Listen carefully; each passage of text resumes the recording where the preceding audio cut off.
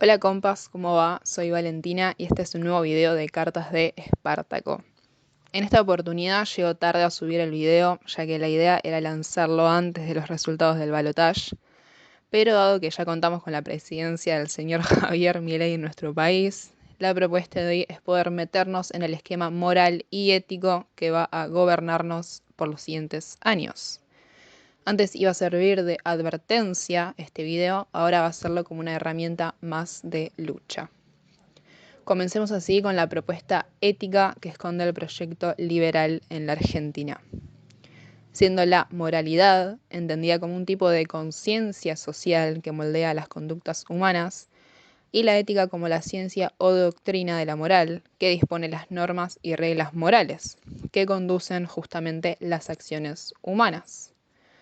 Para presentar el tema opté por elegir una escritora o filósofa, pues esto se pone en cuestionamiento, que viene a ser una de las oradoras de los principios éticos y morales del anarcocapitalismo, al cual se suscribe justamente Milei, el candidato de La Libertad Avanza. Ella es Ayn Rand, nacida en el régimen soviético, pero que ya radicada y nacionalizada estadounidense, influyó en la mentalidad de este país con sus obras literarias, como lo fue El manantial de 1963, solo siendo superada esta influencia por la de la misma Biblia. Su voz supo representar desde los emprendedores de Silicon Valley, Steve Jobs entre ellos, como en grandes personajes de la política estadounidense, como el director de la CIA y el presidente del Congreso de Estados Unidos, Paul Ryan, para dar algunos nombres. Y acá en nuestro país es sabido que Macri recomendó su libro en una nota de televisión y que el mismo Milei la ha nombrado como una gran pensadora a tener en cuenta. En estos términos es que se inscribe como vocera de toda una esfera empresarial que vio en su obra un aval moral para sus proyectos económicos y políticos, naturalizando las motivaciones egoístas e individualistas que impulsan su propia actividad. Sin más vueltas, comencemos con la ética del egoísmo. Ayn Rand va a comenzar por preguntarse por qué el hombre necesita de un código moral, de valores.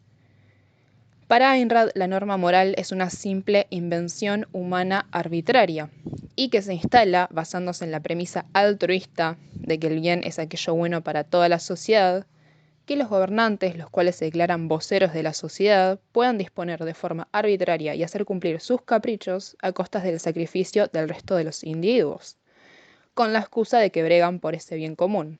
Y cuentan los gobernantes, en realidad, con que los ciudadanos lo respeten, ya que están éticamente obligados a luchar por este bien común, disponiendo a la sociedad por encima de cualquier código ético objetivo. Una norma en esta sociedad regida por la filosofía moral altruista es un principio abstracto que sirve como medida para todos los hombres por igual para guiarlos en sus acciones. De esta forma, el gobierno imprime sus propias reglas morales para todo el conjunto de ciudadanos, permeando en sus inclinaciones y elecciones morales. Lo que se requiere, en realidad, para la supervivencia del hombre, según Ayn Rand, es un principio abstracto aplicable a cada hombre individualmente, el cual el individuo aplique consensuadamente, contemplando sus propios fines específicos, no el autosacrificio que supone la premisa del bien común. ¿Qué son los valores entonces, si no es aquello que nos instala en el software el gobierno? Para Ayn Rand es aquello que nos lleva a actuar para obtener valor o mantenerlo. Ayn Rand en particular se sostiene en un paradigma completamente biologicista, ya que opina que la norma, ese valor objetivo supremo, es la propia supervivencia de los organismos, defender la vida. Nosotros, humanos, organismos y todas las partes que nos componen, persiguen el mismo objetivo, mantener la vida. Entonces, aquel valor supremo que perseguimos no es deliberado, responde a nuestra propia naturaleza. No se puede habilitar de esta manera el discurso subjetivista acerca de la moral, ya que todos perseguimos el mismo objetivo de autoabastecimiento.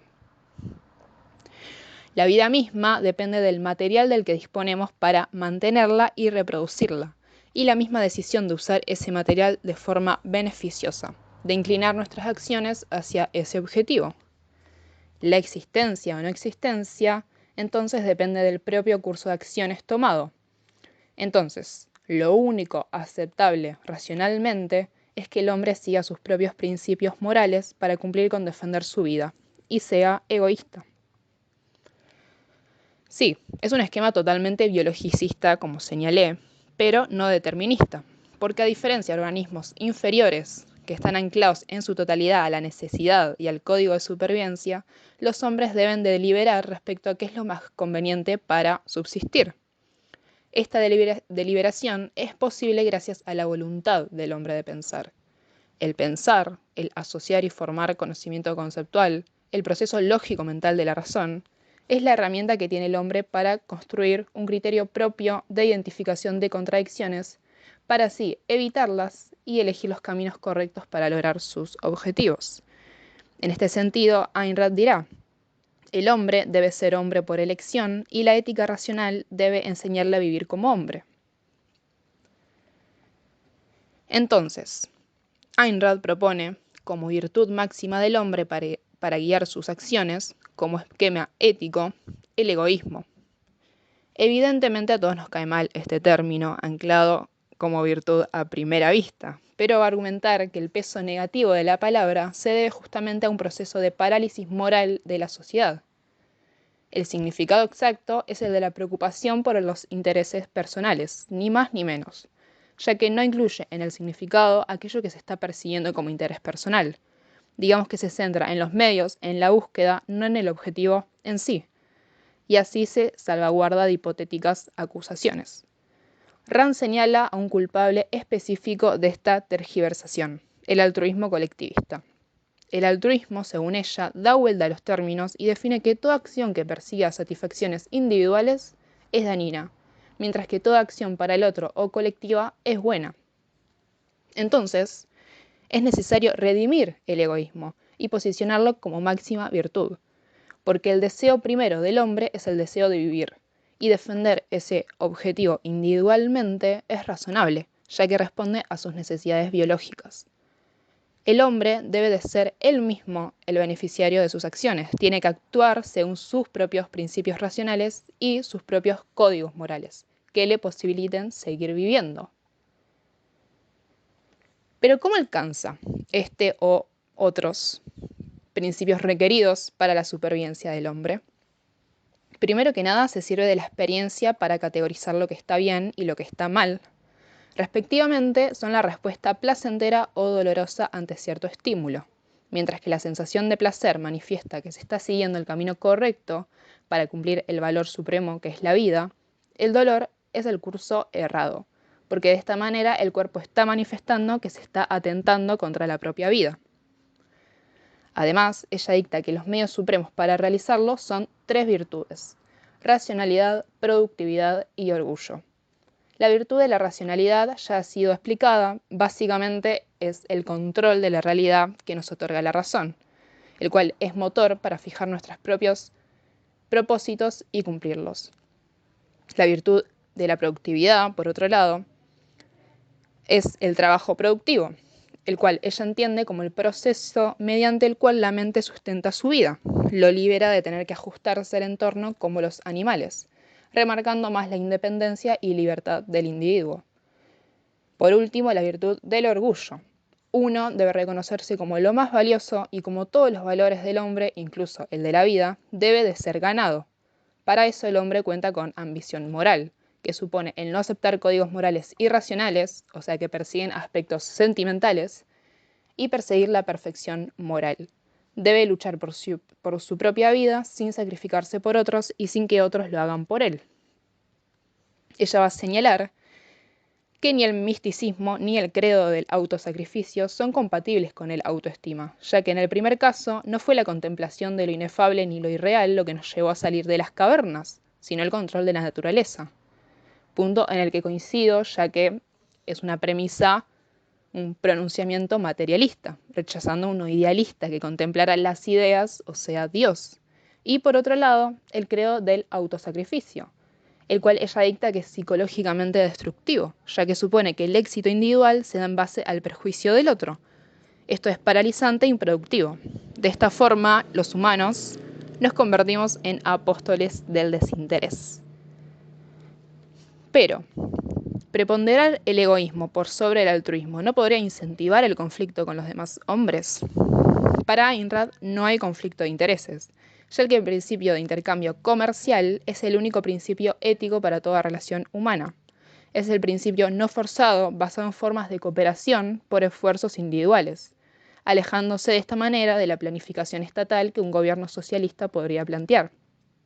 Evidentemente, esto está lejos de la realidad en la que vive Ayn Rand, ya que mientras publica este libro, La virtud del egoísmo, el Partido Demócrata gobernaba, al cual criticará justamente por su progresismo.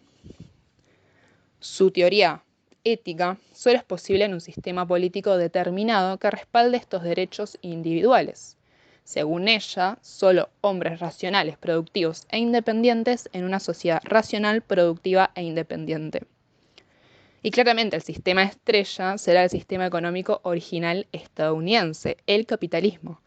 Pero el capitalismo en su forma de laissez-faire, como se diga, no regulado, que sostiene la separación del Estado y la economía, del mismo modo que se lleva a cabo la separación del Estado y la Iglesia.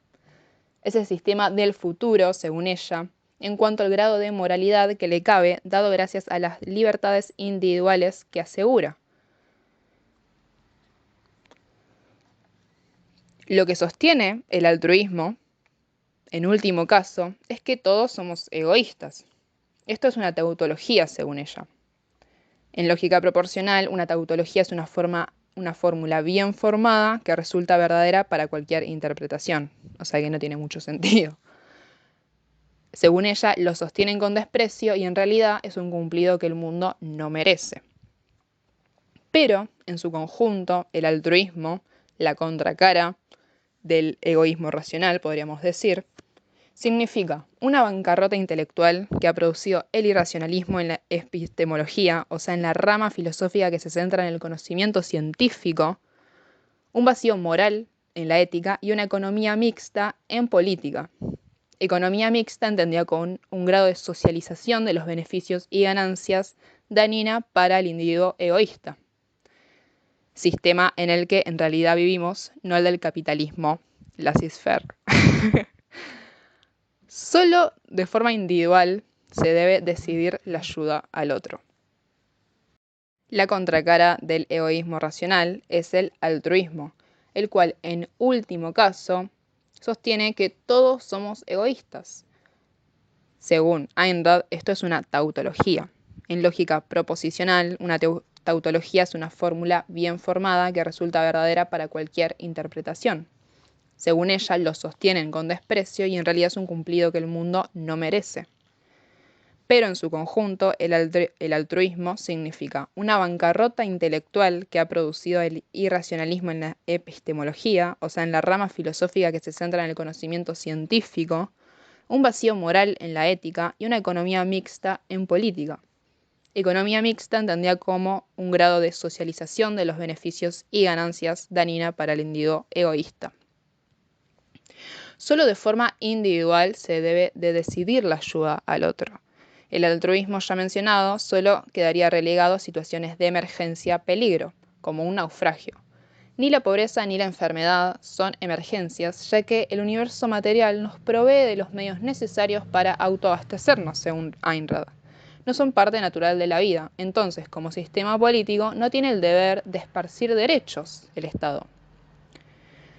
No es un deber de la sociedad, sostiene, acusando a los sistemas colectivistas. El peligro justamente se constituye aceptando que la sociedad debe hacerse cargo de los sujetos, ya que acepta implícitamente la premisa colectivista de que la vida de los hombres es de la sociedad y como miembro tiene derecho a disponer de los demás. Distorsiona el altruismo el concepto de derecho. Este es el tipo de estado en el que vivimos según Ayn Rand. Un estado que tiene el poder de devastar a toda una nación y sus víctimas han sido desarmadas por ley, tanto por el aspecto ético, puesto que son mendigos de la moral, como en el militar. El progreso, dicta, puede provenir exclusivamente del excedente de lo que producen los hombres, de aquellos cuya habilidad produce más de lo que necesitan para su consumo personal, de los que intelectual y financieramente están capacitados para aventurarse en la búsqueda de lo nuevo. El capitalismo, en ese sentido, es el único sistema donde estos hombres pueden funcionar libremente y donde el progreso es acompañado no de privaciones forzadas, sino de un aumento constante del nivel de prosperidad, consumo y goce de la vida. Según ella, no es posible el derecho humano sin derecho a la propiedad. Entonces, ¿cuál es el modelo a seguir en tanto éticamente virtuoso? Estados Unidos es asignado, según Ayn Rand, como el primer país moral. Para explicar esto se remonta al principio de esta nación, a la Declaración de la Independencia, ya que ésta fijó el principio de que el Estado se hace presente entre los hombres para cumplir estos derechos individuales.